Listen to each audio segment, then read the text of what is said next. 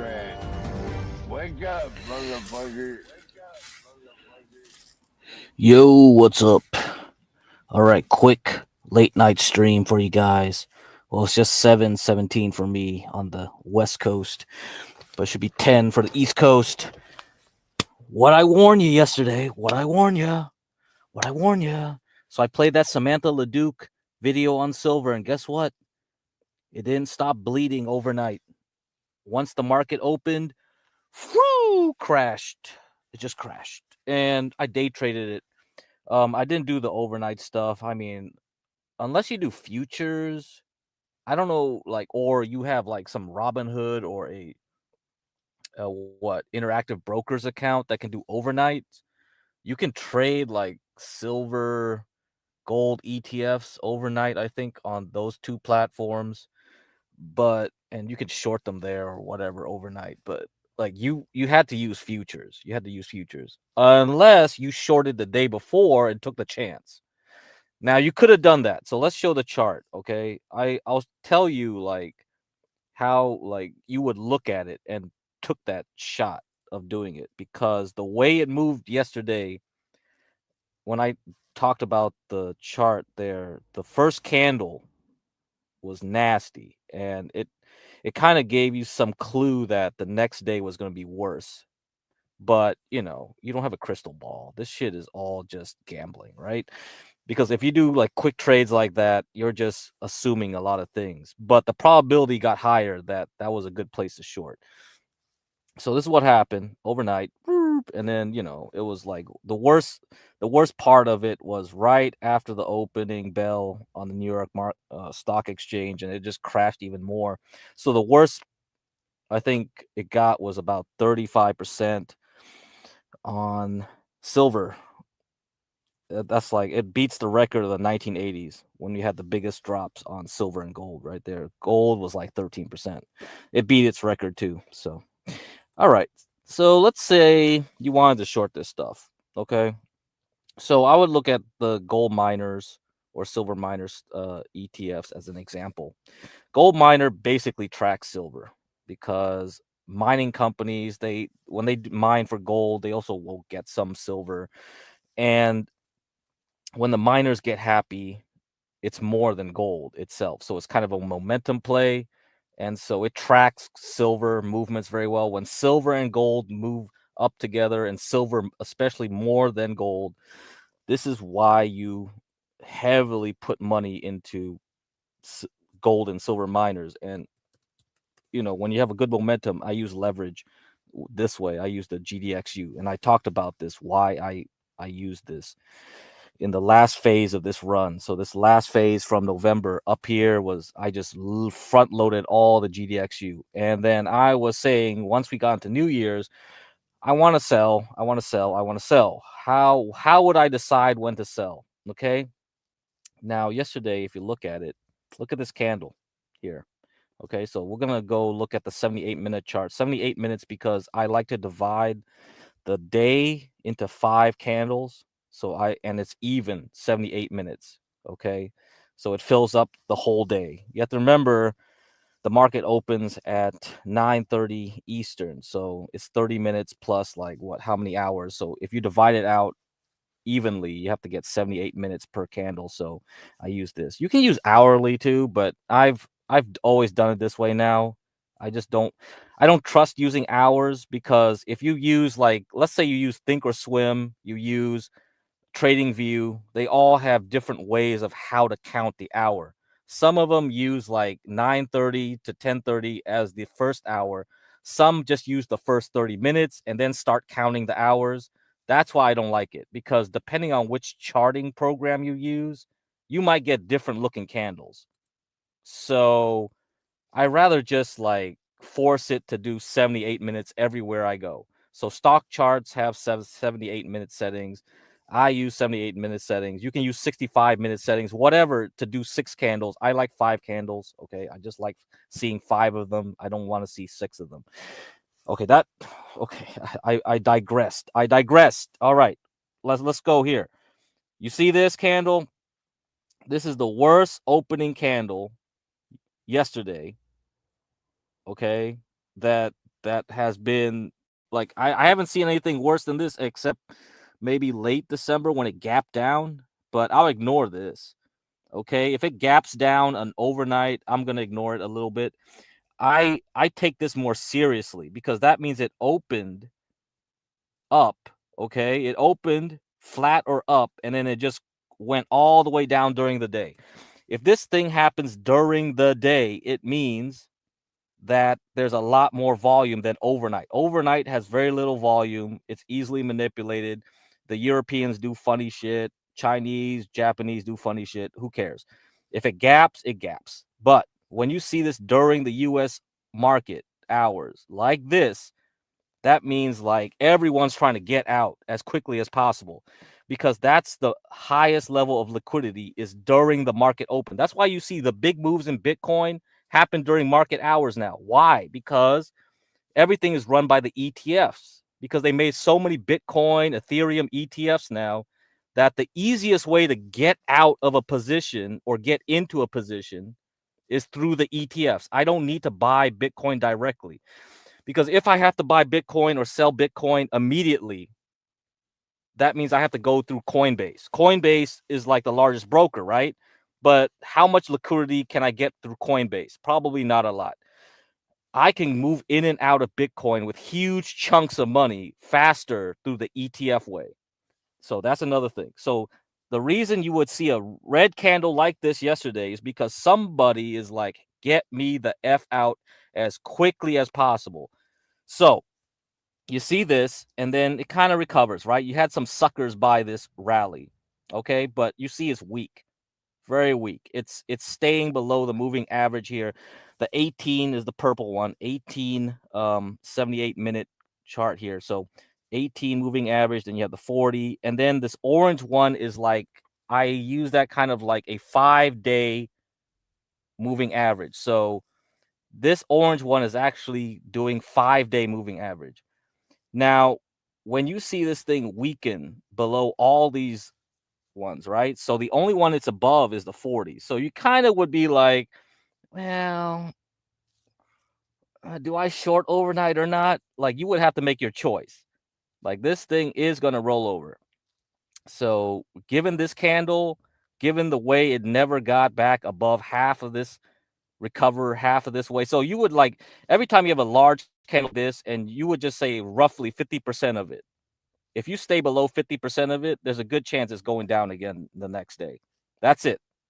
Because if you look at the MACD, no, it didn't drop below zero. The blue line didn't drop below zero. You see the ADX kind of increasing, but whatever. That like I'm not going to mention those. Just look at the candle right here. This is enough of a warning. So that got me out of the rest of my GDXL. Now, I didn't short it. Okay, I said, whatever. I already got my money shorting Palantir and MicroStrategies. I'm not going to be greedy and say, like, I'm going to short this one too in hopes of today having a big red. Maybe I should have done that. But like I said, each of you guys have your own risk tolerance, right? Each of you guys have an idea of how much risk you want to take. To me, shorting is something special, like I'll do once in a while. And unless there's a trend, I'm not going to short more than a few days at most. Okay. I'm not that guy who goes like, oh, yeah, this thing is going to go down big.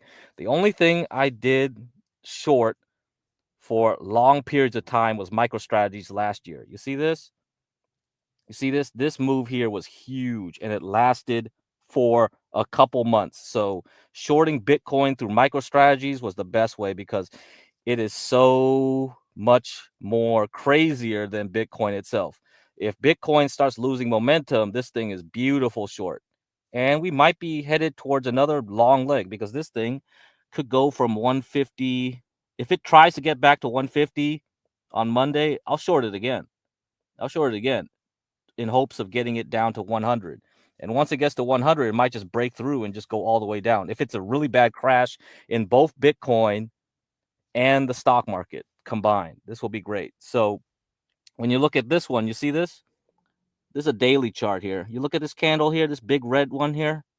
It went right through. It tried to recover and then did red. You short again. and then you just keep holding, and keep adding. You could add too.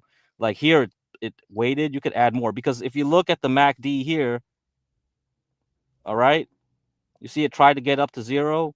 That's the best time to short. Whenever it tries to recover back up to 0, here, like I wanted to get closer to 0. That would have been a better short, but like fine. If it just struggles here and it'll roll over and go back down again. That means like you're screwed. You're screwed. Okay, so that's it. That's all I gotta say about that. Again, it has to be a really enticing short for me to hold a short position. Otherwise, I just get in and get out. I'm not playing games here. I'd rather be a long, right? But gold and silver shorting can be very profitable when you get the long leg down. Are we at the long leg down? That's the question, right? That's the question. I don't know. This could be the start, but it's not enough evidence so far because all we did was return back here to the moving average. Like I said, if it gets too far away from the moving average, it has to recover, right? This looks bad for sure. If this was a stock, this looks bad. But since this is silver, gold, it could be any commodity, coffee, uranium, lithium, sugar, corn.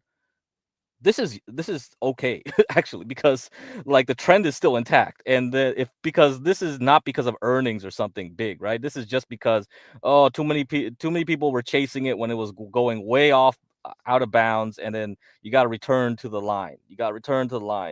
So here was like more stable, right? October it kind of did. I mean, these look big. These look like big candles if we go back here. Obviously, they look really small now because silver has gone up so big that this candle looks gigantic. But let's be real. If we go back here, these candles look pretty big. These two red candles were huge, and they stopped the momentum for about 1 month. This thing would probably stop momentum for several months if we're stuck here, because this means we'll start a range. That means silver will go zigzag, zigzag, zigzag, flat for months on end until it can continue up. It could be like that. Okay, buy the dip or try to catch a knife. No, you can't catch a knife. You can't buy the dip. It's over. It's done. All it's going to do now is zigzag, zigzag. It's pointless. Like, if you wanted to play this, you should have played here because this was a more gradual pullback. This is outrageously bad. So you have to flush out all the idiots because now the idiots will keep trying to push it back up, fight each other. And I don't want to do that. That means day trading. That means all you can do with silver and gold right now is trade it every day if you want to, because the volatility is now increased to the point where you can trade every day on this until it stops going sideways and decides to crash more or go up, back up. That's it. That's all you can do. It's over. This was the easy money. So GDXU, ride this whole wave up, and then after that, we're over. We're done. We're done here. So come back later for silver and gold. What's more important is what's going to happen to oil, lithium, everything after that. Oil did not care what gold did. Perfect. This is what I want to see. What about all the other guys? Well, they got affected. Uranium, platinum, they all got hit. See, uranium, platinum. No, they all got hit because of silver. So, and copper too. Copper got whopped. Copper got whopped. So everything else except oil got hit. So look at oil now, wait for this thing to settle to decide what we want to do. Okay, with silver, all the other stuff, because they all got hit. What's up, Dalmatian? Okay, man. All right, I'm quick here. Finish that up. 16 minutes. Perfect. Okay, we're done. Let's move on.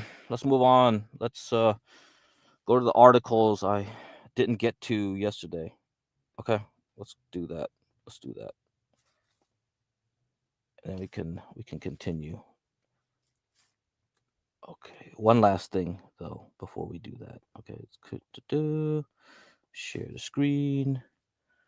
La di da. Okay, good. Let's put up some music. Give me some background music. All right.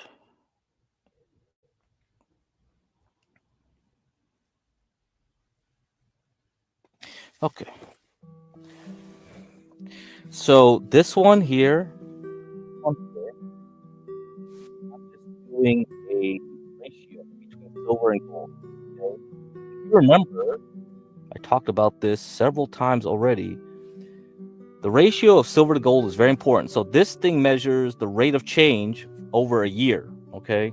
The difference of a year with silver and gold. And this has been the most dramatic change in silver versus gold in all of till 1969. Okay, so last time silver outperformed gold this rapidly, the change of it, okay, the velocity of it was in 1974, 1979, 1987, 1998, 2011, 2020. So what happened in those years? What happened in those years? Big things happen in those years. So I don't know if you're old enough to remember what happened during those times. I wasn't born yet in 1974, all right? So that one, my parents were probably still in Vietnam. Okay, 1974. What was it? Was it the Iran kidnapping stuff? I know Nixon was gonna get his ass kicked out, right? Watergate. What other things happened? Did the embargo start yet? The oil embargo? Anyway, lots of things were happening. I think so. So something like that. I think 1979, 1974, there was a lot of stuff happening, right? All those things were happening around that decade. 70s were a crazy time. So you guys can probably look it up. Anyhow, these things all created big demand for silver and gold. And in the 1980s, that's when the last time we had the big drop in silver and gold, because everybody was chasing that stuff and it crashed immediately in 1980. Now, what's the other stuff that happened? 1987. 1987 was, I think we had the first modern crash of the stock market. So since the Great Depression, it wiped out 20-something% in a day, Black Monday, in the Dow Jones. Okay. Now, 1998, if you remember, there was a collapse in one of those banking firms.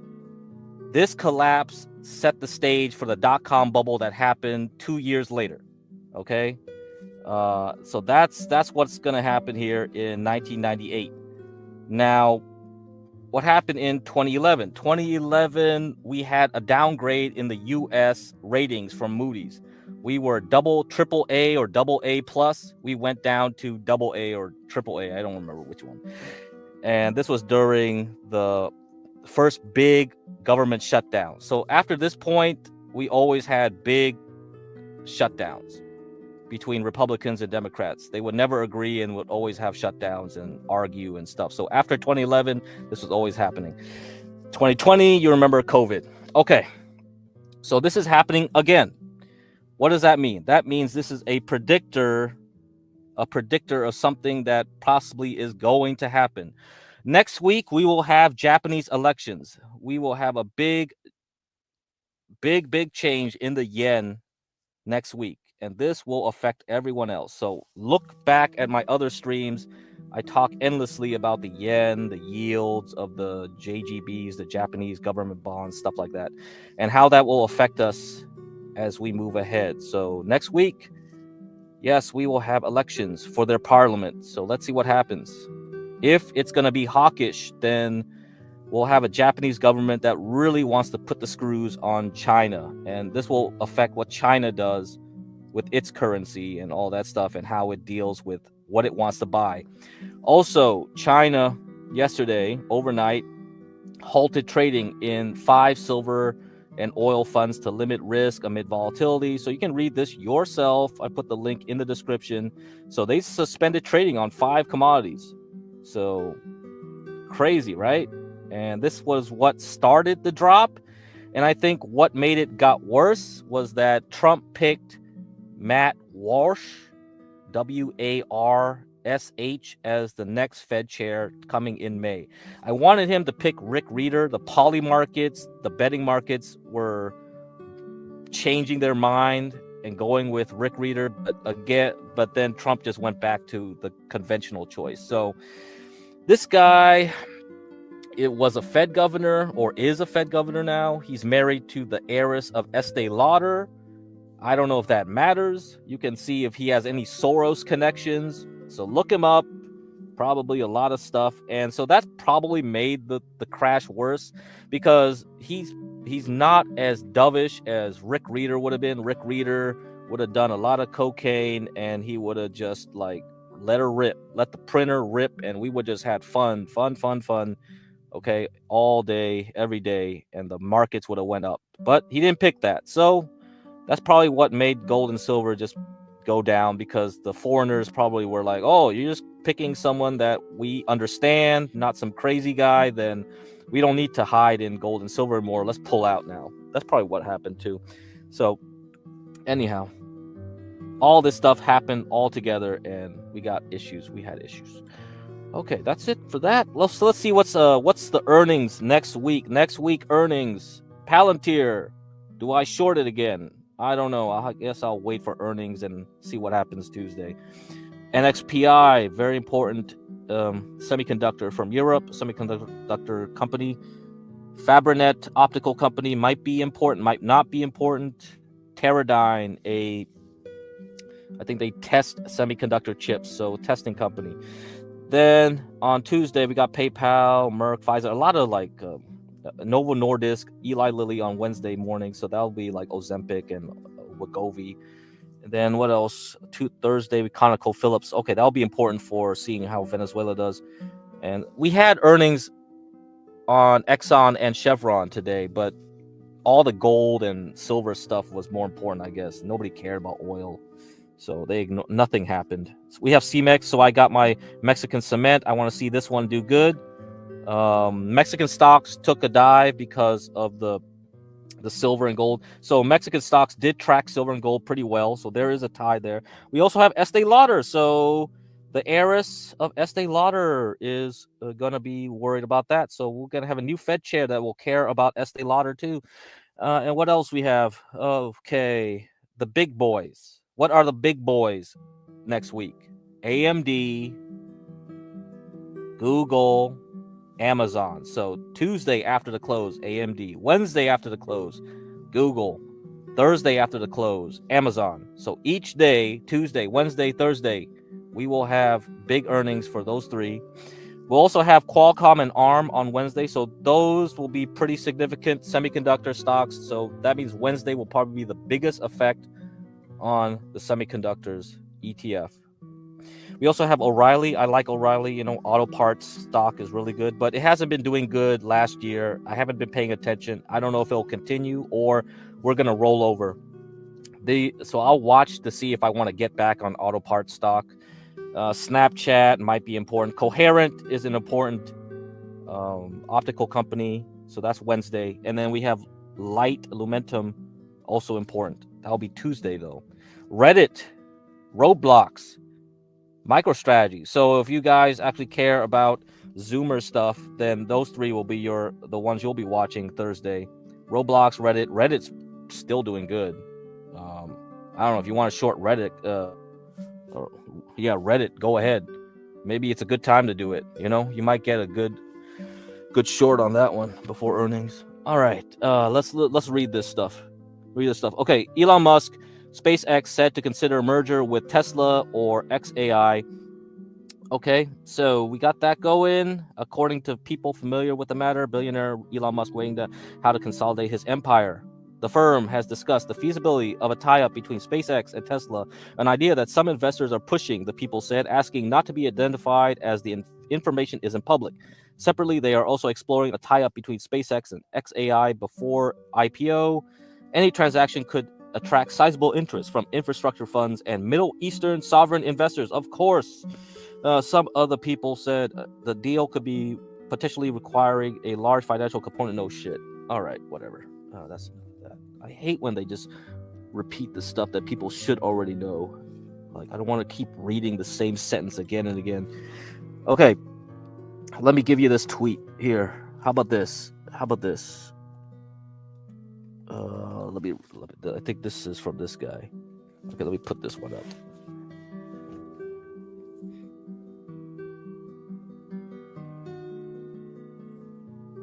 Come on, hurry up.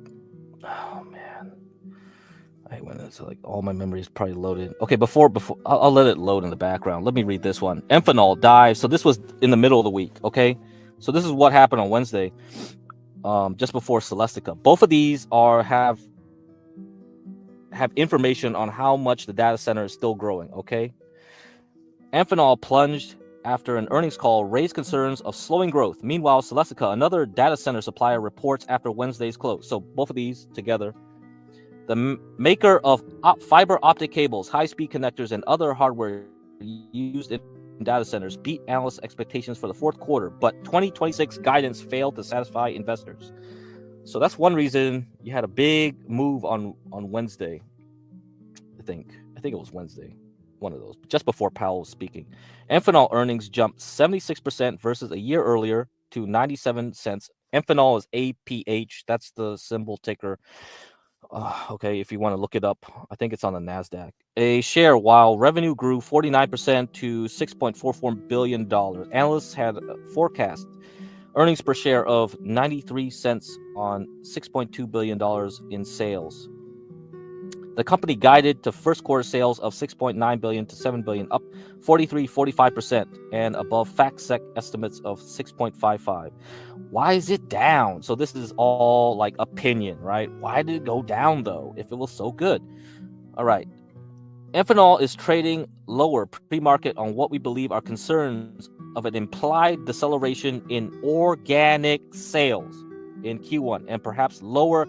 Organic sales means like, okay, these guys just bought a company and they ate it, and that company boosted their numbers. That's what they're basically saying. They're saying that like their own sales before buying out this other company up here. I didn't read this paragraph, but whatever, you can read it yourself.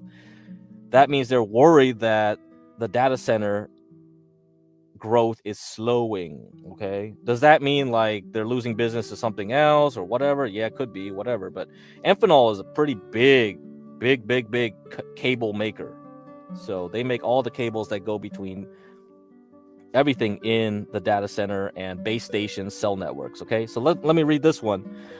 This is what happened the day after. Celestica cruises past estimates with Q4 results as revenue jumps 43%. So this seems like a similar story to Amphenol, but what happened after that? It crashed 13% during the day. So these things had a very good earnings, blah, blah, blah. So driven by very strong results in 2025 and improved momentum in 2026, we are pleased to be raising our annual outlook.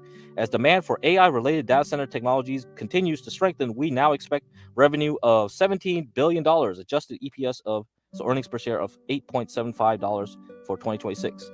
Okay, that wasn't good enough for Wall Street. Wall Street just crashed that bitch. So it went down 13%. Okay. So I think this is both this and Amphenol together made the NASDAQ drop almost 2%, I think, on Wednesday. So we're at the point where unless you give blowout guidance, the market is going to puke easy. So we have a very weak stomach right now in the market. It's going to be very easy for someone to push things down. If this is what happens if we are below the gamma flip line. Okay, so if the S&P 500 is below 6,918, remember that number, this line, at any point next week, it's very easy for shorts to short. That means sellers will beget more selling. Okay, the people that are selling the shares will sell more shares and will dump fast. Now, if we stay above it, and ideally, the S&P 500 will stay above like 7,000 next week, and we kind of hover around between this and 7,160, we'll be okay. Ideally, the bulls want this to get to 7,300 by the end of the quarter. Okay, what's up, Gobbity? Okay, that's it. Okay, this thing finally loaded. Elon is playing 4D chess. Here's why. XAI owns X. Tesla invests $2 billion in XAI. XAI merges with SpaceX. Combine SpaceX IPOs, so target 2026 with a $1.5 trillion I guess, market cap. Tesla benefits indirectly via XAI stake appreciation. Tesla then does Ford merger, absorbs SpaceX, stock for stock, okay. Elon's 42% SpaceX plus 49% XAI converts push him, oh man, proofread this, please. Greater than 25% in combined Tesla ownership. Okay, so he's using this to get back his chairman position in Tesla or something. I don't know. Is this what he's doing? Some 10D chess here. Elon hits his voting target, consolidates all organization under one ticker, regardless of compensation package outcome. So I guess this guy thinks Elon's doing all this just to become king of Tesla again. All right. Because you have to remember, he gave up his chairman position after the SEC started saying, "Hey, bro, you're tweeting too much and pumping your stock. You can't do that." Anyhow, all right, let's get back to here. Okay, now, if you remember, silver to gold ratio. You remember these dates, right? Well, I got another one. Last night, I showed you Samantha LeDuc's video, and she gave her list of things that are interesting when gold is up 28%, best month in 46 years. So every time gold has a very good monthly return, big things starts happening, right? So the big one was Iranian Revolution, Soviet-Afghan War. So that lines up with this, 1979. Geopolitical tensions, 2026, which is what we're happening right now, 28.74%. I don't know, people were saying like we're going to invade Iran like Sunday or something. If or somebody's going to fire something at them. I don't know, whatever. If that happens and silver starts pumping again, then this would have been the biggest fake out of all time. So if silver and gold starts pumping Sunday afternoon because something happened over the weekend, then yeah, that'll be interesting. Futures, remember, futures opens Sunday at 6 p.m. Eastern. So set your clocks for 6 p.m. So if something does happen over the weekend and those things start pumping, get ready for some fun trading next week. All right, anything else? Let's see. Iran-Iraq War in 1980. So that's probably what happened there. So that matches with the 1980 area here where we had this huge drop in recovery in the ratio just after 1979. Let's see what else. 82, Latin American debt crisis. 78, Iranian Revolution starts. So 78 again, that lines up with those. 1999 dot-com bubble. Yeah, we already know that. 1985. US dollar weakens. Okay, 1985. I don't think that was on the list. 83, post-recession recovery. 1978, market volatility. Okay. So, yeah, we're definitely we'll be on the watch for something to happen, okay, in the coming days. All right, that's it. Done. All right. So, back to this chart. So silver to gold. Now, the DeMark indicators with the D wave said that it projected this level. And this was from COVID when we had the lowest silver to gold ratio because silver was not performing well versus gold. Gold was outperforming it. And now we're at the opposite end here where silver is outperforming gold. Now we got a lot of 13 counts up here. We got a C3. So it's not a C5 though. So there's a chance this thing stabilizes. So if nothing happens over the weekend, we should go sideways for a bit. And then finally we'll start going up again where silver will go rocket to the moon for another time. So that's what I'm waiting for. Is this going to continue at a later date, some months down the line? If that's the case, then we can be patient and wait for it. Otherwise, again, you should just trade it. But this could all be reversed over the weekend. Who knows? This could be a fake out. But from what I see here, be prepared because maybe this is over. Maybe next week, after Japanese elections and after all the earnings, maybe this done. Silver will just crash all the way down again. and go back to 40 or whatever it's supposed to be. Okay, and we'll have to wait maybe a year plus, maybe a couple years. It's not going to be a month, waiting a few months, and then this thing will continue. No, this will be like you have to wait a year, 2 years, possibly. Okay, that's it. All right, hopefully you guys got that. Anything else? Nothing. I think we're done. Finished. Good. 37 minutes. All right. So, what's up? What's the new things? I'm gonna play this video from Samantha. Okay, first. Let's see what we got here. I haven't watched this short clip is from my live trading room.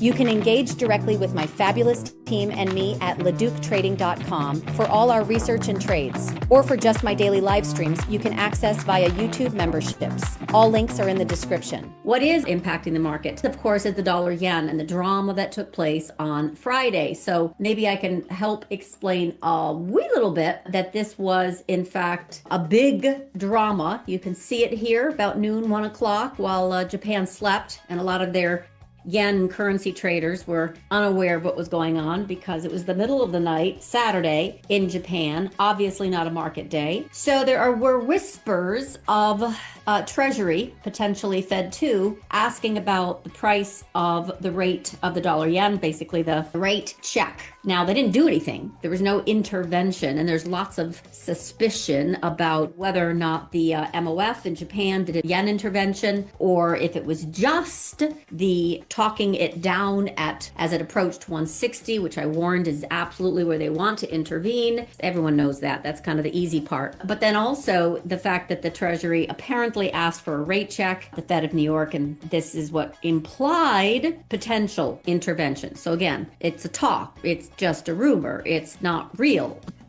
There was no real intervention, but there was the threat of potential intervention. Anyway, you had a very large expansion bar here on the dollar yen, and it moved quickly down into 156. The more important for me anyway is that it closed below the 10-week. And then, of course, this week on a Sunday night, we had a follow through. The dollar yen went from a high of 159.45, almost at 160, into a very sharp evening star reversal, broke through this 157 area, through the 10-week on a close, gapped down on a Sunday, and we're coming into support. Basically, it closed in this 155.8 area, and then it hit a low of 153.3, which happens to be, look at that weekly support. So now you're in a channel. Now, I know a lot of folks are freaked out about this because, one, it's a big move of size, standard deviation, and in the past, yen carry trade has meant interruption to the bullish market in the US. So NDX takes a hit, et cetera, et cetera. But I want to show you a few things on this and why I'm, let's just say, suspicious. So we knew, I'm going to use FXY as a proxy because it's easier than the 0.0666, whatever. So anyway, we've got this support here, and it's 58.25. It got a little outside, came back in the morning star reversal, which can be a trend reversal formation if, one, I know that Besant does not want to tank the US market. And why would intervention in the yen cause that? Because the dollar would tank. Now, it's one thing, and you know I'm very dollar bearish, but it's one thing to have a feature where the dollar falls. That's not a bug, but it's the rate of change that matters. And he does not want the dollar to crash, even though it might seem like it with all the events this weekend. There's no question. And last weekend with all that EU bashing by Trump, which is spurring Germany to request their gold to come home, for pension funds to lighten up on their hoarding of dollars and their threat of selling of treasuries, which again, they cannot, will not do. It will tank their economy. But pension funds and hedge funds can, not central banks so easily in Europe, but definitely other funds. And they've already intonated they're going to do that. Sweden, there's a few that have come out and said, nope, we're done with treasuries. We're going to sell our 100 million value worth, where they have like a $6 billion fund. So again, it's not a big hit, but it is a bad trend for the US. And the dollar will continue to fall. So I'm still very dollar bearish. There's no doubt in my mind. But the point is, with the dollar yen, this is not ready. And I really think that this will be an issue toward the end of the year. We could have a little follow through. You can kind of see pre-market FXY is 59.75. It's hitting this resistance area. Here's a trend line from the prior times. I can show you on a monthly real quick. The yen fell with the market in 2022, this FXY. We had a bounce higher in October 2022 before they came in with intervention in October.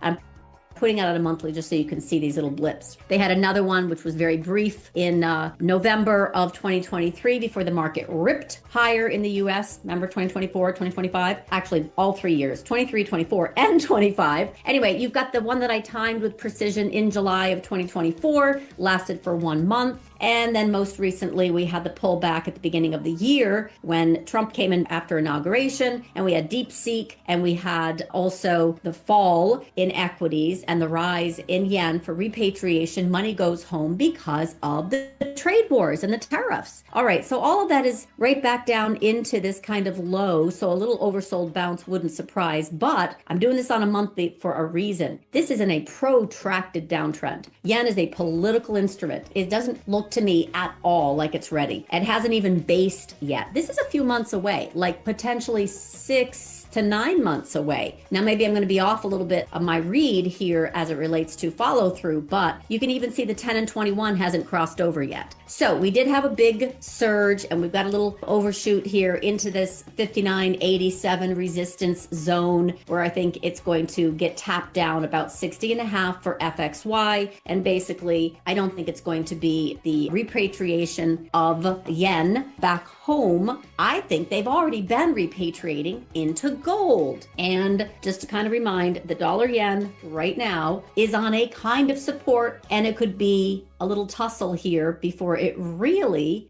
gets any trend removal vibe going. In other words, we've got a pronounced Friday, Sunday, and here we are kind of Monday, digesting a little bit too much too soon on this dollar yen. But congratulations. I know that Alex chased this short because they usually last a few days, and he's right. And we're now on the 21 week. I can see where we can digest here, but I can also see where this can continue to fall in the markets, not freak out. And that's what I wrote about. And that's the point I wanted to get across in this post that I did. It's my market thoughts. I just did it Friday. Okay, so now we've got this. This was pre-market, so now I've got the open right here. Look at that, 21 day. Now look at the 10 and 21. This has some work to cross and move higher. So you know how I am about that 10 and 21. Plus you have a gap down of size. You broke the trend line. All we're doing is kind of bouncing where we have bounced before, but it's going to take, I think, a few more weeks before it's convincing. So to me, this is very impressive. Up to the 100-day FXY, up to the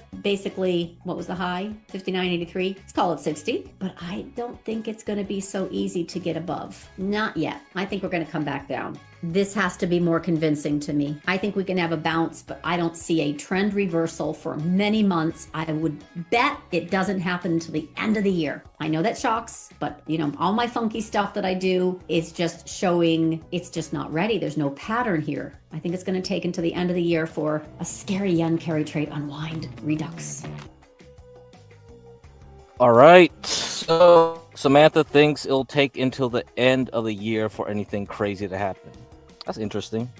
I do think there's going to be a big crash in the markets in 2027. So I think anything huge is probably delayed. I think we will get volatility in the coming months into May. All right. But it's just temporary. The big stir up will be probably sometime 2027. But there's enough noise out in the news to create issues for investors for the rest of the year. And that's why this year is good for trading. Last year, you didn't need to trade much. You just bought the dip in April and just rode everything up. So that's why I didn't need to stream it last year, really. It was so easy. You just close your brain, man. You just shut it down. Why you need to like overanalyze everything? Just buy. Everything goes up. Silver goes up. Copper goes up. Uranium goes up. Dollar goes down. But hey, stock market goes up. Who cares? Anyhow, very few things went sideways to down, right? Very few things. Oil was one of them. Very disappointing, oil, but I don't think you would choose all kinds of losers on that case. It should have been easy. Now, how is the yen doing now? So today we see dollar recovered versus the yen. So the yen has weakened. We are now $154.75 yen to the dollar. Okay. Will it recover all the way back here before continuing down? I don't know. We'll have to wait for elections next week.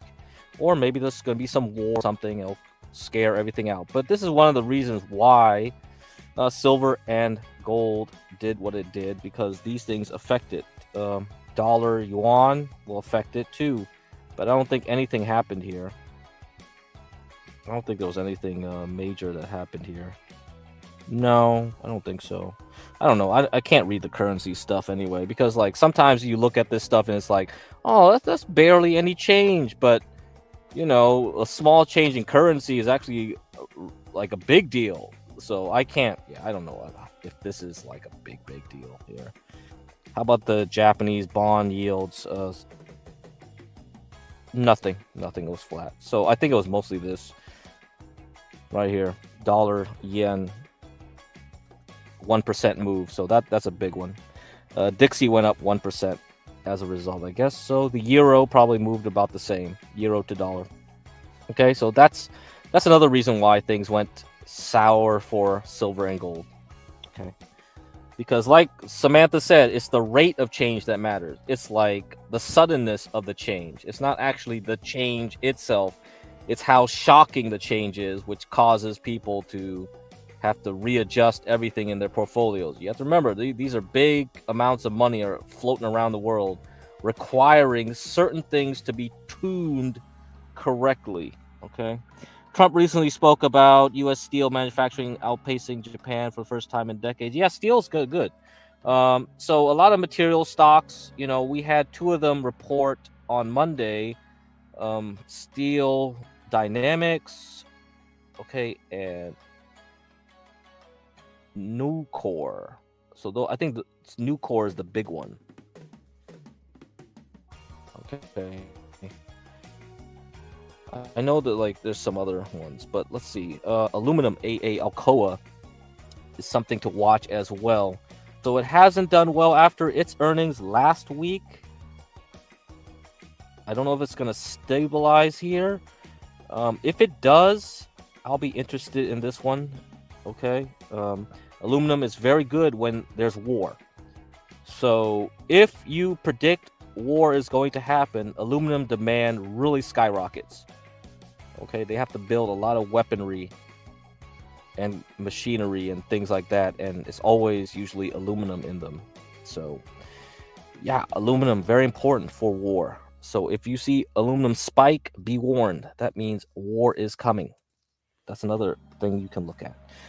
All right. Anything else? No, I'm good. I'm done with this. All right. That's it. We will see you another time. But before I leave, let's do an update on the whole Thorpe's Jeremy saga. Let me do a quick update. I got like 10 minutes before the end of the hour. Let's do something here. Let me show you something. See if I can play it even. All right, here we go. I think this will be funny. This will be funny. There's a girl who was kidnapped. She was kidnapped for like 6-7 months, maybe 7 months. Yeah, similar to Elizabeth Smart. Jeremy doesn't have enough charisma to persuade a toad to be part of his entourage, you know? Yeah. I mean, there was a girl who was kidnapped for 7 months in a storage shed, raped, yada, yada, yada. As soon as she got out, the only reason she didn't report the guy is because he lived nearby, so she was scared he would kill their family. But once they told her, like, that's not going to happen, she instantly told them who he was, where he lived, because he told her his name. She wasn't it's a different brainwashed. thing. Yeah. She, you know, and he. She may have some feelings for him if she watched him, like, executed. She might feel like, you know, he was inside of me or whatever. Okay, a little bit. But that's it. There's no such thing as, like, sex being, like, magical. No. Welcome, Jeremy. I think we should actually consider banning him from the chat. Really? Why? Yeah. Because you need to get a W over this guy. That is true. That's why the stream is titled "Am I Headed to Mount Hope Bridge Tonight?" Because Jeremy took a W over me. You need to earlier fucking stream. put him beneath you.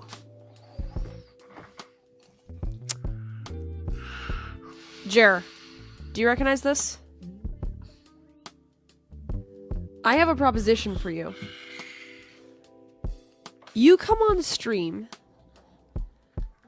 and you tell the truth about how much work you did and how ready you were for work. All right. Just to remind you folks, the Thorpes took Jeremy's wallet and a gifted laptop. So not his old laptop that he had. He was gifted a better laptop, and the Thorpes took that out of his car. Okay. The car he was sleeping in outside the Thorpes' house while there was a blizzard going on because Grace texted him 3 a.m. and he took that as an invitation, all right, to go there. Anyhow, and he slept there for like 30 some odd hours in the cold, and the Thorpes didn't let him in.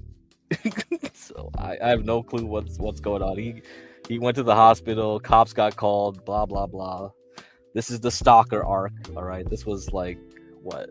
I don't even remember which week it was. This thing happened so many damn days. I don't even know the timeline anymore, really. But yeah, they took his shit, and now Grace is holding that stuff, I guess, hostage. Work when you were over here.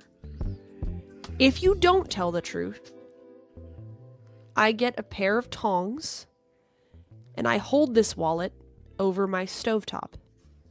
And every time you start lying, the wallet goes closer and closer to the flames. If you don't call in at all, I put it right on top of the burner. Your thoughts? Hit the link. Because you claimed on stream First, today, we need to see that this is going to happen. Go ahead. Okay. We need to see that this is not just talk. Hold on a second. Okay. He's here. Eddie's here. Oh, it worked. You guys Hello, sound Jeremy. afraid of me. You guys are like scared of me, comparing me to a serial killer, a rapist, some extremist. I think you're No, afraid Jeremy, of me. we're You're not afraid I'm going to call the cops. We're not comparing you to Brian Mitchell. We're saying Brian Mitchell is way cooler and more of a man than you are. A pedophile, basically. Who kidnapped Are you afraid I'm going a to call the cops? 14-year-old What is girl this and all raped about? her against her Is will. this because I didn't help you clean out your garage? No, Jeremy, this is not because of any of that. This is because you came on stream today and you claimed, after squatting on my property for 38 hours drunk, that you showed up every day ready to I work wasn't and that squatting. I was the I problem. was absolutely. Can you explain that? You admitted to it. You agreed on your stream that you were the problem because you slept until 3 every day. Yeah, but I not was with ready to you. go in the morning. Not with you. With my dad, sure. With you, I am not the problem. You were the problem. You you said sat you on were my the problem. property for Now 38 you're hours lying. shitting and pissing in your own car, drunk. Shit in my car. What are you talking about? Well, where did you? I went to McDonald's and Planet Fitness. I wasn't drunk the entire Okay, time. so you spent 38 hours pissing yourself in your own car, I did drinking, some pissing. so drunk you couldn't remember Jacinda bringing you Tupperware, which I hope you returned, by the way. Otherwise, I she should did. call the cops on you. I left the Tupperware on the stairs. Did you leave gifts for her? No, I didn't come back. Oh, okay. So I you left, scammed remember? that too. You I didn't make any donations you for didn't that. get the candy and the flowers for Jacinda. Yeah, we're all I didn't make shocked. any donations for that, and I didn't want to come back too. The Right, snow, yeah. it was No, no. sketchy. No. Somebody showing more Oh. kindness to you than you've received in your entire life when you were at probably the lowest moment Oh, of your boo life fucking who. doesn't deserve anything. Yeah, no, I agree. So, I just want to You hear are the so truth from you. ungrateful. I came up, I drove you guys back to Rhode Island. I kind of went along with all your bullshit. Good point, Anon J. Yeah, when did you go to McDonald's? You were out back during the snowstorm. Out front, actually. For 38 Snowstorm hours was straight. one The night. car didn't move. The snowstorm was one night. Yeah, but you were there from 9 a.m. on Monday morning, I believe, to 8 p.m. How would you know that? You wake up at 3 p.m. Because you told me that's when you got there, and you texted me from your car. This is when I got there. Yeah, you said you got there at 9 a.m. You said I'm here at like 9:20 a.m. All right. So you kind of get the background a little bit more. All right, let's speed it up to, or go forward a little bit. Let me try to see if I get to the part where Ben starts screaming at him or some shit. Yeah, maybe to the bathroom. You were not trying- ready to do You're trying anything. too hard, I Grace. went out and talked to you and said, "Can we talk at Dudek Lanes?" You said, "I'll talk once I'm in the RV." You were clearly You think I'm gonna shit-faced. call the And cops then I had on to you. call the cops on you like 5 hours later. And then you went to the hospital because you had heart palpitations. Yeah, it's scary. Heart palpitations suck. No, they don't. Yeah, they do. When your heart's Everybody racing gets so much. heart palpitations. No, they don't. It doesn't mean anything. It just means you're being gay. Eh. So, I just I want don't to care. clarify. After all that, 38 hours, drinking, pissing in your car, going to the hospital for heart palpitations, you want to make the argument to me that you were ready to go every day and that I was the problem. Yo, Is what's that right? up? What's up, Yeah. Master Kim? Okay. Well, you're lying. I don't know how else to say it to you. I was ready to go every day. Were Even you when I ready was to go the sleeping in my morning that you car. woke up drunk? Let's take a In the step back. blizzard? Yeah. Let's take a step back. Yeah, if you give me a Jeremy, little time to wake up. Were you ready to go at John Galt's? Yeah, for the most part, yeah. I did a lot of Did good you work work there. hard there? Yeah, I did. I think he'll tell you that I Would he did. say that? I think he would, yeah. No, he would not. I've heard him talk about it. I don't think so. I am I going had to... one... When One you were time- wait, one let me time ask when you, he- let me ask you a when simple he question crashed about out on working. me When he was Grace drunk came and he crashed visited out on you, me. when For Grace came and visited you in Seattle, were you working on the house that you were both in? No, we were doing more streaming and hanging out. She actually didn't want to hang out with you very much, and she lied that she said a He headache asked to me get to away stream from that you. night. Why did then you you do wanted- work? And then What you did told you me to do? take her- You What told did me you to do? take her to Mount What Rainier. did she? Hold what on did a she- second. What did she? What did you do when she told you basically like fuck off?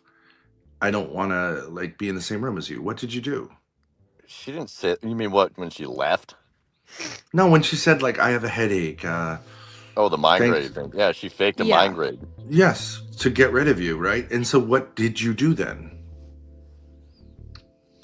I took her back to my place. No, and when took a while nap. she was in the room. When I was in the room, Okay, and she's basically telling you for whatever reason she tried to make an excuse, Yeah. but no, nonetheless, like she's Well, I'm saying like supposed to get the fuck interpret out of that here. as- What did you do? I'm not just saying. What did you do then? What did you do then? yeah, what did you do? She said she had to go, rest for 30 minutes. So I just hung out. No, she Jeremy, didn't you're say not. that. There, I She was at told your you place- basically. No, hang on, Dad. Let me ain't take this. happening. Go ahead. I was at your place for 2 or 3 days. I was mostly sitting in the bedroom, sleeping and resting. During those times, during those 2 or 3 days, what were you doing? I was doing my own thing. What was cooking your own food. thing? Cooking food. You were cooking Watching food for 2 or TV. 3 days? That's right. You were watching TV. Well, You so- said that you were there working on your brother's property. I saw you do I don't care. zero What does this have work. to do with anything? You- So let me give you some more background. I've heard this from different like retellings of this story by Grace and Jeremy. Like every time they retell the same story, when Jeremy offered Grace to stay at his place in Seattle when Grace ran away from Darius and his crew in LA. Okay, Darius and his crew were in LA. Grace went over there to meet up with them, do IRL stuff. She got spooked. She got scared. Whatever. I think I've seen a clip where Darius forced a kiss on Grace in a In-N-Out bathroom. Like, there's a clip out there. You can try to find it. It's still on YouTube, I think. I was not there for that arc. I only got into the watching the Thorpes way later. So this was like probably the early days. Really, the very first Thorpe IRL stuff. So she runs away. She gets a flight, runs off to Seattle. Stays at his place. I have no idea why she just didn't fly back directly. Or she got a ride. I don't think she got a ride from anybody to drive all the way up to dang Seattle. That's crazy. That's a long ass ride. But anyway, she got there. She crashes in Jeremy's, sleeps there for like, I don't know, a couple days. And apparently, yeah, Jeremy's just there trying to make her watch like Monty Python or some other crap. It's like, what? Something like that. So anyway, I guess she's sick of it. You know, once Grace gets tired of a dude, she'll get tired of you real quickly, I think, and if you piss her off. So she's trying to find ways to get out of it. So this is what they're discussing. You sat on the couch. When you have the opportunity, the sheet into my when room you have the opportunity and watch you're TV. being given a situation, a housing situation, as you call it, you reciprocate by doing nothing, which is why your brother got rid of you, your parents got rid of you, John Galt got rid of you, and we got rid of you. Who hasn't gotten rid of you? The people in New Orleans Nobody certainly got rid of you, didn't they? Oh, I quit that job. Do you think they shed tears about it? John Galt didn't get rid of me. I quit that job too. No, you didn't. You're not even man enough to quit a job. You just walk away, right? No, I told him that I was going up to help you guys. Is that quitting a job? It kind of turned into quitting a job. Right. Yeah. And this goes to the point of this one thing that you can hold up. That's You gave us a ride. Streaming. Where were you going? The Seattle When you give us a Bakery ride, didn't get rid of some me either. retard in chat goes, Jeremy dropped everything to help give you a ride. You didn't drop shit to give us a I ride. was working. You didn't drop shit. You weren't working. You weren't You doing guys are just anything. dishonest. And you guys you are really dishonest. You You're afraid I'm going to call the cops. wanted Hold on a second. to give us a ride because you're lonely and you're a loser on the road by yourself. I mean, that's not it's actually nonsense. charity. That's just getting over being 100 a loser who viewers now. wants company. And Grace If just you said, pick- I got a win over here. If you're lonely did, on the unfortunately. road, if you're lonely But now on the road I'm taking and that there's back. a hitchhiker who looks attractive to you and you pick up that hitchhiker, are you doing the hitchhiker a favor? Or is it more like you want to do it? Oh, here you go. Super Kenzie says pressing. GetCrack said Galt is done with him. Yeah, so Galt rejected You're not you welcome back at John Galt's. What does that tell you about how much work you did? He gets up early in the morning. I didn't have I to know go an back old there. dude like that. He gets up in the morning, right? This He is gets up in the irrelevant. morning. You had plenty of shit to do. You didn't do it. Yes, I did, actually. You didn't do it. Now No, you're you running didn't. back called to me your. every You're morning. running back to your fucking mother. Your fucking called mother. me You're gonna beg every your morning mother's with a plan. your mother's second husband and jeopardize her relationship with him. So it takes a lot of work. It takes a lot of work for me to side with the Thorpes. You have to be a really fucked up for me to agree with the Thorpes and also feel sympathy for the Thorpes. It's like, damn, bruh. You really screwed up this arc, bruh. You made yourself look way bad. Because if people are siding with the Thorpes and even feel sympathy for the Thorpes, even though every criticism Ben dishes out to Jeremy is exactly a criticism on himself. Both Jeremy and Ben are like mirrors, and they just have criticism for each other that they can apply to themselves. It's like an endless feedback loop at this point if they keep going at each other. Anyway, let me skip to the good juicy part here. Where's the Stuff. burning? All right, here we go. Right here. Let's burn that wall. Childish. Let's burn this wallet. Simple question for you. This is how desperate you are for a win. Are you a hard worker? Yes. Okay. Are you a hard This worker? is so childish. It's so childish. Are you a hard worker? You're giving me a win right now. Are you a hard worker? You're giving me a win. Are you a hard worker? What is this like mommy dommy bullshit? Go ahead, burn the wallet. Give me the win. How is burning your wallet giving you a win? You know exactly how it gives me a win. How does it give you a win? Go ahead. Are you a hard worker, Jeremy? Yes, I am. Are you a hard So worker, childish. Jeremy? It's so childish. Are you a hard worker? You think this is a win for you? Are you a hard worker, After you Jeremy? admit that I got a win over you, this is how you Are you a hard fight back. worker, Jeremy? This is how you fight back. Are you a hard worker, Jeremy? This is how you fight back. Jer?